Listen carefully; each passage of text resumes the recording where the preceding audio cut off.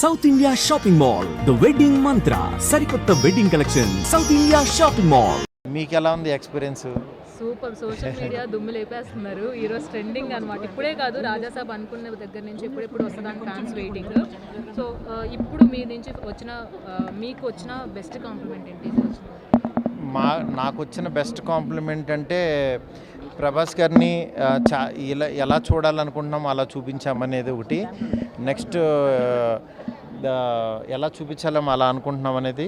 Next ఇంకొకటి, cinema చాలా కొత్తగా ఉందని, ఈ జోనర్లో ప్రభాస్ గారిని పెట్టడం అనేది అదొక పెద్ద ఎలిమెంట్ అని.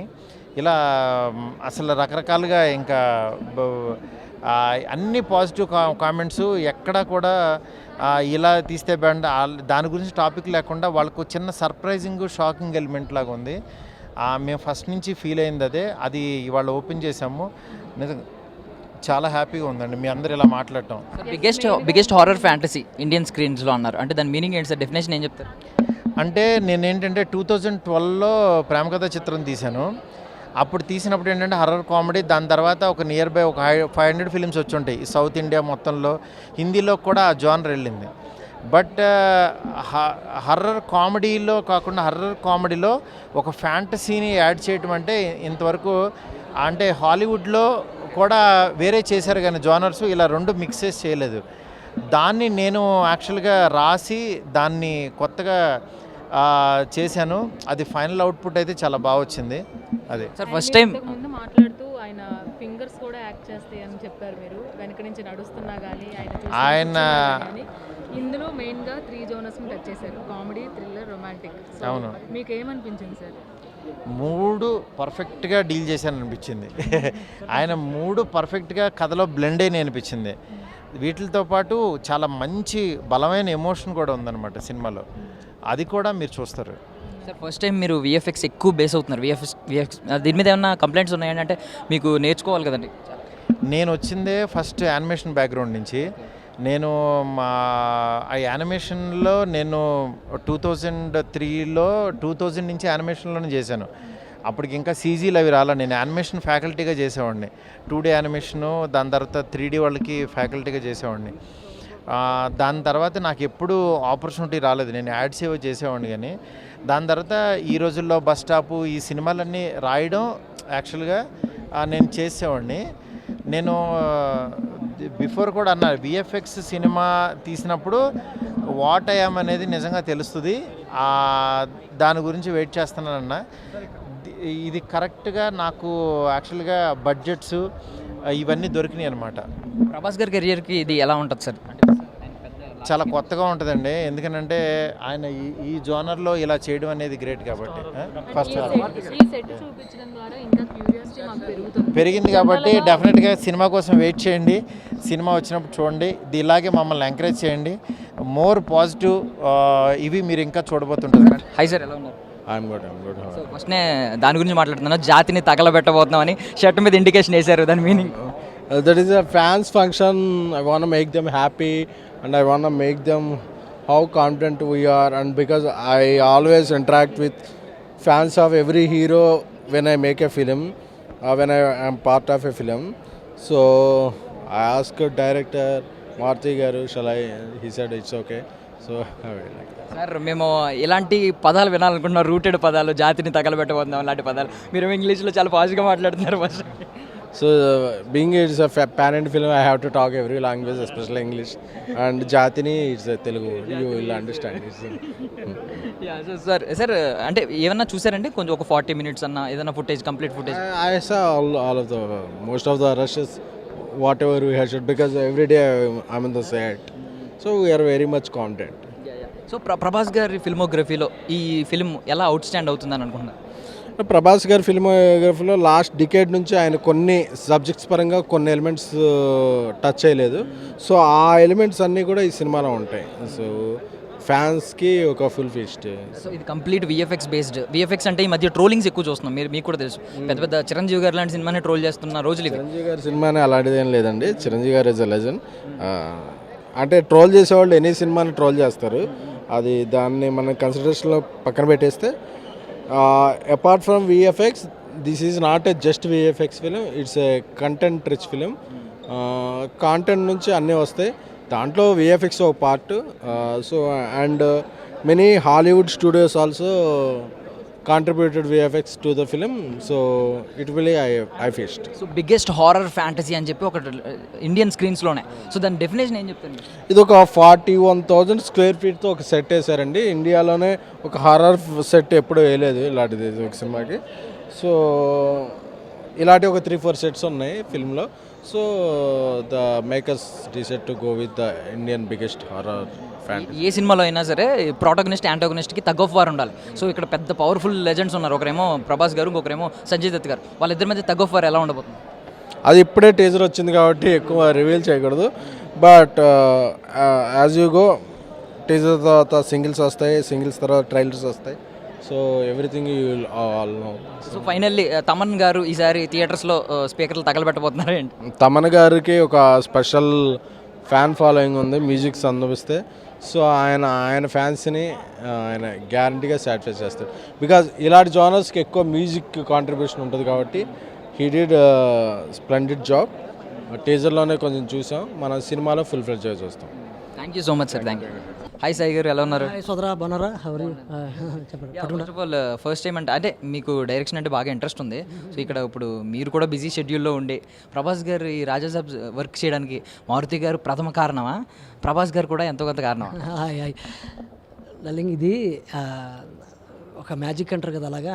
First of all I'm really proud of Maruthi గారు.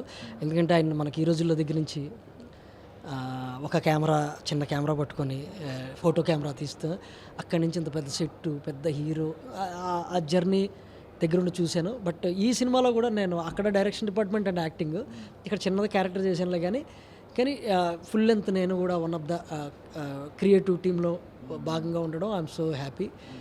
ఇది ఒకరి మీద ఒకరికి జరిగిన వాళ్ళ నమ్మకంతో కుదిరింది అనమాట. అంటే ఒక హీరో, ఒక డైరెక్టర్ కలిసి నమ్మితే ఎట్లా ఉంటుంది, ఒకరినొకరు రెస్పెక్ట్ చేసుకుని ఒకరి టాలెంట్ని ఒకరు నమ్మితే ఎట్లా ఉంటుందో అట్లా కలుసుకున్నారు వాళ్ళు. అది మాకు సెట్లో ప్రతిరోజు చాలా కన్నుల పండుగగా ఉండేది అనమాట. సో మీరు టీజర్ వచ్చింది, రెస్పాన్స్ చూసారా? ఏమని వచ్చింది ఫస్ట్ కాంప్లిమెంట్? ఫిల్మ్ ఇంకా బాకీ అంటాను నేను. ఎందుకంటే మేము చూసింది చాలా ఎక్కువ, చేసింది చాలా ఎక్కువ. ఇది చాలా తక్కువ ఇచ్చారు. నేను అదే కొంచెం డిసప్పాయింట్. ఎందుకు ఇంకొంచెం ఇవ్వచ్చు కదా అంటే ఓకే మన ఇంకా ట్రైలర్ ఉంది కదా అని అన్నారు మారుతి గారు. బట్ మీరు దీనికే ఎగ్జైట్మెంట్ అవుతున్నారంటే నాకు తెలిసి ఐ హోప్ ట్రైలర్కి ఇంకా ఎగ్జైట్ అవుతారు, సినిమాకి మోర్ ఎగ్జైట్మెంట్ ఉంటుంది. సో ఇండియన్ స్క్రీన్స్లో మొత్తం అన్నిటిలో బిగ్గెస్ట్ హారర్ ఫ్యాంటసీ అన్నారు, ఎందుకు అన్నారు అన్నమాట? అంటే హారర్కి నాకు తెలిసి మన ఇండియాలో ఇంత ఎక్స్పెన్సివ్ చేసి ఉండరు. హారర్ జానర్ అనేటప్పటికి దాని లిమిటెడ్ బడ్జెట్ అదే ఉంటుంది కదా. మీరు చూసారు కదా సెట్ కానీ, దీన్ని పనిచేస్తున్న గ్రాఫిక్స్ టీమ్ కానీ. సో అందుకనే this is a big horror romantic comedy. ఈ జానర్ని ఇంత పెద్దగా ఇంత ఎక్స్పెండిచర్గా ఎవరో చెప్పలేదు, అందుకే అని ఉంటారు. దట్స్ ట్రూ, నేను ఐ విట్నెస్ కాబట్టి. సో ప్రభాస్ గారిని సెట్స్లో అబ్జర్వ్ చేసినప్పుడు మీకు ఏమనిపించింది? అంటే బాగా విట్నెస్ చేసినప్పుడు ఆయన యాక్షన్ కావచ్చు, ఆయన యాక్టింగ్ కావచ్చు, లేదంటే యాక్షన్ సీక్వెన్సెస్ కావచ్చు, కామెడీ కావచ్చు, ఎస్పెషల్లీ ఆయన ఎప్పుడు బాహుబలి ఆయనకు తెలుసు, ఎప్పుడు డార్లింగ్ ఎప్పుడు ఆయనకి తెలుసు, రెండు ఆయనకి తెలుసు. కాబట్టి ఆ సిచ్యువేషన్కి వచ్చినప్పుడు అలాగా వెళ్ళదు. ఈ సో ఇంటెన్స్ అండి. ఇంకా ఆయన గురించి మనం చెప్తే ఆయనకి చాలా ఇష్టం సినిమా అంటే, మంచి సినిమా చాలా ఇష్టం ఆయనకి. అది అనిపించి ఉండేది ప్రతి క్షణం దాని మీద డిస్కషన్లు. వీళ్ళు ఈ సినిమా లవర్ ఆయన, అది బాగా గమనించాను. అది చాలా ఇన్స్పైరింగ్ అనిపించింది. అంటే అంత పెద్ద హీరో అయ్యింది, మనం ఏం చేస్తే అది అయిపోద్దులే అనుకోరు ఆయన. వచ్చిన కానీ డిస్కషన్ కానీ వీళ్ళు మాట్లాడుకోవడం అట్లా ఉంటుంది. ఎప్పుడైనా సెట్స్లోకి ఫుడ్ వచ్చిందండి ఆయన? ఫుడ్ వస్తుంటుందండి, చాలాసార్లు పంపిస్తుంది. స్పెషల్ ఏమొచ్చింది చెప్పండి మీరు. అలా లేదు, ఒకసారి పంపిస్తారండి రకరకాలు, ఎవరన్నా మంచి యాక్టర్ అన్నీ పంపిస్తారండి. ఆయనకి స్పెషల్ ఫుడ్ అంటే ఫుడ్ అని ఆయన తోసేస్తారు, కానీ ఈజ్ వెరీ గుడ్ టాక్, చాలా బాగా మాట్లాడతారు ఆయన. దానికంటే బాగుంటుంది. సో అంటే మేము ఒక సీనే చూసాం, యాక్షన్ సీక్వెన్స్ అయితే జస్ట్ ఫైర్తో చేసింది ఒకటే చూసాం, మిగిలిందంతా ఆయన సెన్స్ ఆఫ్ హ్యూమర్నే ఎక్కువ చూసాం. ఏం అబ్జర్వ్ చేస్తూ ఉంటారు ఎక్కువ సినిమాలో? అంటే నేను పనిచేసాను, నాకు తెలుసు కాబట్టి అన్నిట్లో చిన్న చిన్న ముక్కలు పెట్టారు అంతే. ఇప్పుడు మీరు యాక్షన్ అనుకుంటే అది ఆకాశానికి ఎంత ఉంది, ఇందులో కామెడీ అంటే అదొక అంత ఉంది. అట్లా అన్నీ బ్యాలెన్స్ చేశారండి ఈ సినిమా. మన ఇండియన్ సినిమాకి కావాల్సిన ఆ హీరోకి మిస్ అయినవి ఇలా ఒక స్ట్రాటజికల్గా చేశారు. బట్ స్క్రీన్లో బాగుంది. సో ఇప్పుడు ప్రభాస్ గారి సినిమాలు అంటేనే అన్నీ మనకు తెలుసు, పాన్ వరల్డ్ని ఏం చేస్తున్నాయి. సో సడన్గా ఒక కొత్త పంద మార్చి ఒక కొత్త రూట్లో ఈ సినిమా రావడం ఎలా ఉంటుంది అంటారు రేపొద్దున ఆయన? ఇందులో కొత్తదనంతో పాటు ఆ, పాత వింటేజ్ కూడా ఉంటుంది. ఇది కొత్త వింటేజ్ మిక్సింగ్ ఇది. బాగుంటుందండి. It's beautiful story. First of all ఈ మనం ఎన్ని పై విషయాలు మాట్లాడుకున్నా 45 మినిట్స్ తర్వాత మొన్న సినిమా చూసాం. అది ఒక మారుతి గారు అద్భుతంగా రాసేసాం. సినిమా మొత్తం చూసారండి? డైరెక్టింగ్లో రోజు వస్తాను అంటే లేదు, మొత్తం ఫస్ట్ కాపీ ఏమన్నా చూసారు? అంటే చూస్తుంటాం కదా, గట్ ఫీలింగ్ ఒకటి ఉంటుంది, వస్తుంది కదా చూసిన తర్వాత. అవో ఇది ఒక అద్భుతం అని చెప్తుంటే మళ్ళీ గట్ ఫీలింగ్. అంటే నేను జస్ట్ మేకింగ్ విజువల్స్ గురించి చెప్తున్నారు అనుకున్నాను. I'm really proud of Maruthi గారు అంటున్నాను. అసలు ఆయన రైటింగ్ మనకు మొదటి నుంచి తెలిసిన వ్యక్తి వేరు కదా. చిన్న సినిమాలు చేసి ఆ లిమిట్లో చేసిన ఆయన ఇంత పెద్దది అన్నప్పుడు ఎట్లా డీల్ చేస్తాడని ఆయన క్వశ్చన్ మార్క్ లాగా మాకు ఉంటుంది కదా. స్క్రిప్ట్ రాసినప్పటికీ, స్క్రిప్ట్ దగ్గర మనం చూస్తున్నప్పటికీ, పనిచేస్తున్నప్పుడు. కానీ ఒక ఫ్లోకి వచ్చిన తర్వాత ఒక 45 రోజులు ఒక ఎపిసోడ్ చేస్తుంటుంటే ఆ సీన్స్ అంటే ఒకప్పుడు కార్స్లో మారుతి సుజుకి అలాగో, మారుతి గారు అలాగే సినిమా మన తెలుగు ఇండస్ట్రీకి. ఇప్పుడు మళ్ళీ ఒక ఒక నిజంగా మీరు అన్నట్టు మారుతి గారు అంటే ఒకప్పుడు మారుతి సుజుకిలో ఎకనామీ, మనకి బడ్జెట్, కంఫర్టబుల్, ఒక చిన్నది అట్లా కాదు. ఇప్పుడు ఇది బ్రాండ్, ఇది ఫారెన్లో తిరుగుతుంటుంది ఈ బ్రాండ్కి ఈసారి. మళ్ళీ రీస్టార్ట్ అవుద్ది అంటారు ఇక్కడ నుంచి. ఇంజన్ గట్టిగా స్టార్ట్ అవుద్ది ఈసారి, గట్టిగా హార్స్ పవర్ ఎక్కువ ఉంటుంది అంటారా మారుతి గారి కెరియర్ గురించి ఈ సినిమా తర్వాత? కనపడుతుంది కదండి. అంటే అంత పెద్ద హీరో కంప్లీట్ చేంజ్ అని మీకు తెలుస్తుంది. ఇంకా నేను చెప్పడం ఉంది అందరికీ. మీరు పోనీ దీని తర్వాత డైరెక్షన్ డిపార్ట్మెంట్లో కంప్లీట్గా ఎంటర్ అవుతారా? నేను డైరెక్షన్ డిపార్ట్మెంట్ అండి. నేను ఇప్పుడు డైరెక్షన్ ట్రయల్స్లో ఉన్నాను. నాకు డైరెక్షన్ మొదటి నుంచి అసిస్టెంట్ డైరెక్టర్గా పనిచేశాను. ఇప్పుడు సడన్గా మళ్ళీ డైరెక్షన్లోకి వెళ్తున్న టైంలో ఈ 2 years నాకు ఈ ఆపర్చునిటీ మారుతి గారు రమ్మని ఇందులో పనిచేయని అవకాశం ఇచ్చారు. సో ఇంత పెద్ద సినిమా, ఇంత పెద్ద మనుషులు, ఇంత అన్ని గ్రేట్ థింగ్స్ కదా. నాకు ఎగ్జైట్మెంట్తో ఇందులో దూరాను. ఇది అయిపోయింది కాబట్టి ఇప్పుడు నా సినిమా ట్రయల్స్లో నేను ఉన్నా. ప్రభాస్ గారు ఏమన్నా కథ చెప్పే ప్రయత్నం చేశారు? ప్రభాస్ గారిది కాదండి, మనం చిన్నగా ఇప్పుడు ఏదైనా గెలిచిన తర్వాత మారుతి గారు ఎలా వచ్చారు చూడండి, కన్స్ట్రక్టివ్గా ఉండాలి ఫస్టే. అన్ని అందరి వాటిని మనం ఆశించకూడదని. ఫైనల్లీ ప్రభాస్ గారు అంటే అందరికీ ఇష్టం, అందరికీ డార్లింగ్. మీకు ఎందుకు ఇష్టం, మీ కారణాలు చెప్పండి. కదండి మనం ఇప్పుడు ఈ హీరోలందరూ, అంటే నేను కొత్తగా వచ్చినప్పుడు ఒక హీరోగా, అంటే మనం ఇక సినిమాలు చూస్తున్నప్పుడు ఇండస్ట్రీకి రాకముందు వీళ్ళందరూ హీరోలే కదా. అద్భుతమైన సినిమాలు చేశారు కదండి. మనం చూసాం కదా, ఒక్కొక్కరిని ఒక్కొక్క స్టైల్లో చూసాం కదా.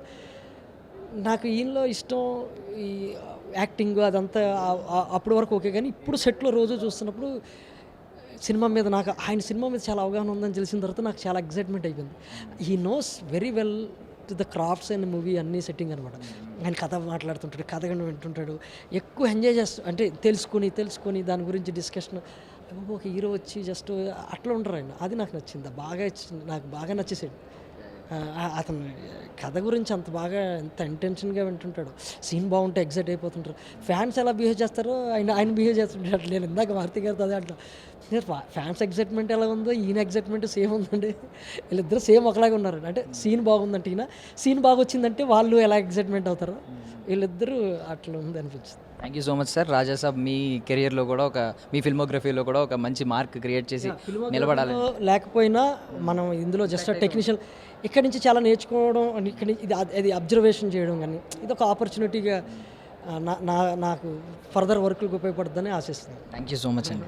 దిస్ ఇస్ కంప్లీట్లీ మారుతి గారు, ప్రభాస్ గారు cinema. Thank you thank you very much.